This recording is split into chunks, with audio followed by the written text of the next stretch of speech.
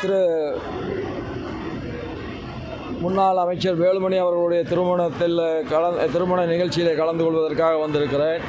நாளை நடைபெற இருக்கின்ற அந்த வரவேற்பு நிகழ்ச்சியிலே கலந்து கொண்டு நாளை மீண்டும் மும்பை செல்ல இருக்கிறேன்.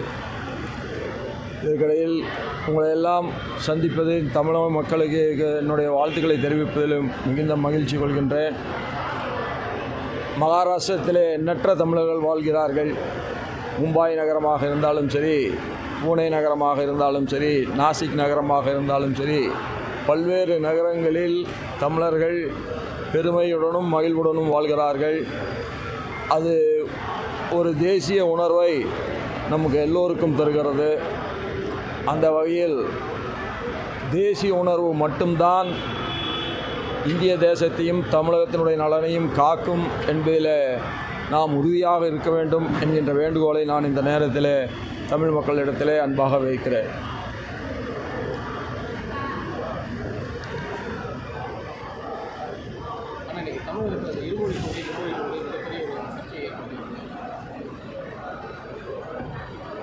தமிழகத்திலே தமிழ் மொழியின் வாயிலாகத்தான் கற்க வேண்டும் என்பதைத்தான் புதிய தேசிய கல்விக் கொள்கை வலியுறுத்துகிறது. நம்முடைய தமிழகத்தில் தமிழிலே கல்வி கற்பது என்பது அநேகமாக மறைந்து வருகிறது.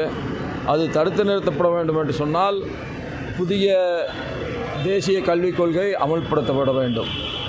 அதில் மும்மொழி கொள்கை என்று வருகிற பொழுது மூன்றாவது மொழியாக நீங்கள் எந்த மொழியை வேண்டுமானாலும் கற்றுக்கொள்ளலாம். கன்னடம் வேண்டுமானாலும் கற்றுக்கொள்ளலாம், மலையாளம் வேண்டுமானாலும் கற்றுக்கொள்ளலாம், தெலுங்கு வேண்டுமானாலும் கற்றுக்கொள்ளலாம், இந்தி வேண்டுமானாலும் கற்றுக்கொள்ளலாம் என்று தான் அந்த கொள்கை வகுக்கப்பட்டிருக்கிறதே தவிர எந்த மொழியும் புதிய தேசிய கல்விக் கொள்கையின் காரணமாக திணிக்கப்படவில்லை என்பதை நாம் உணர்ந்து கொள்ள வேண்டும்.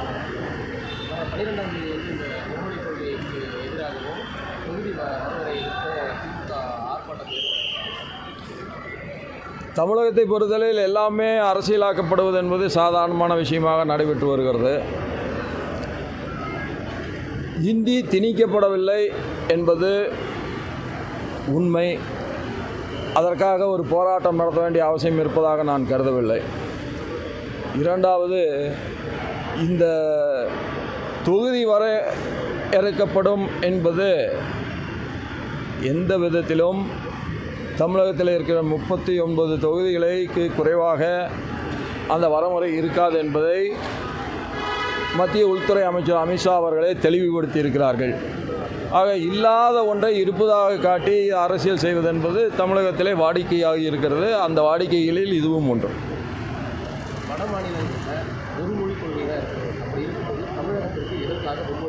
எங்கே ஒரு மொழி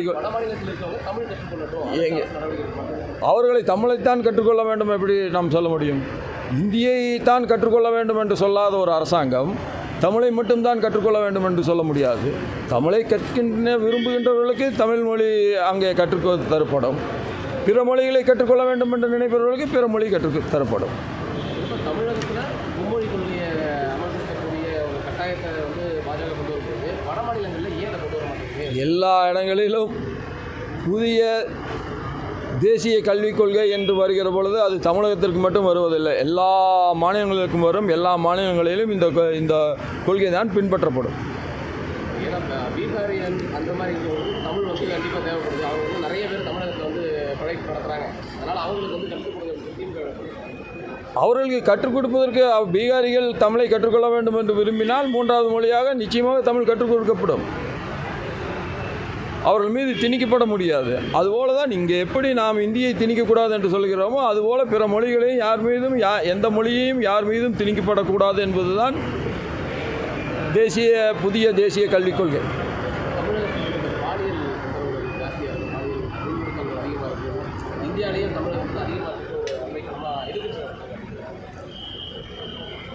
பொதுவாகவே பாலியல் துன்புறுத்தல்கள் என்பது மிக அதிகமாக பரவலாக இருந்து வருகிறது.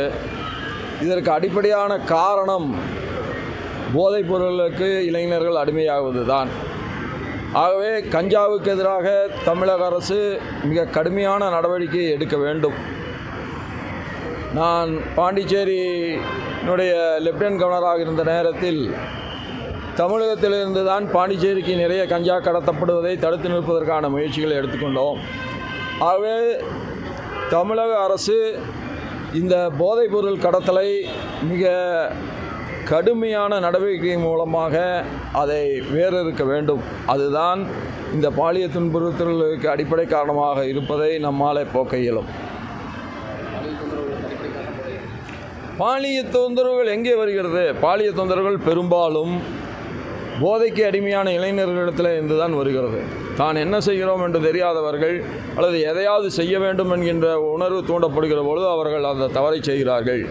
ஆகவே இந்த கஞ்சாவை முற்றிலுமாக ஒழிக்கப்பட வேண்டும். பாஜக கையெழுத்து இயக்கம்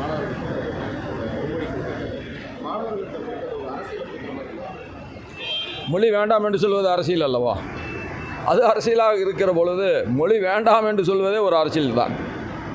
எந்த மொழியை யார் படிக்க வேண்டும் என்கின்ற உரிமையை மாணவர்களிடத்தில் விட்டுவிட வேண்டும் என்பதுதான் கொள்கை. பாஜக என்ன நடத்துகிறார்கள் என்பதை பற்றி ஒரு கவர்னர் சொல்வதற்கு ஒன்றுமில்லை. அது பாஜகவினுடைய பிரச்சனை.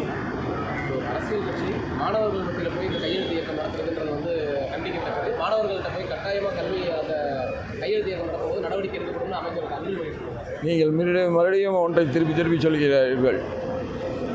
திராவிட இயக்கங்களே எங்கே வளர்ந்தது என்று சொன்னால் வரலாற்றை மறந்து விட்டாரா என்று எனக்கு தெரியவில்லை. திராவிட இயக்கங்கள் எங்கே வளர்ந்தது என்று சொன்னால் மாணவர்களிடத்திலிருந்து தான் திராவிட இயக்கங்களே வளர்ந்தது.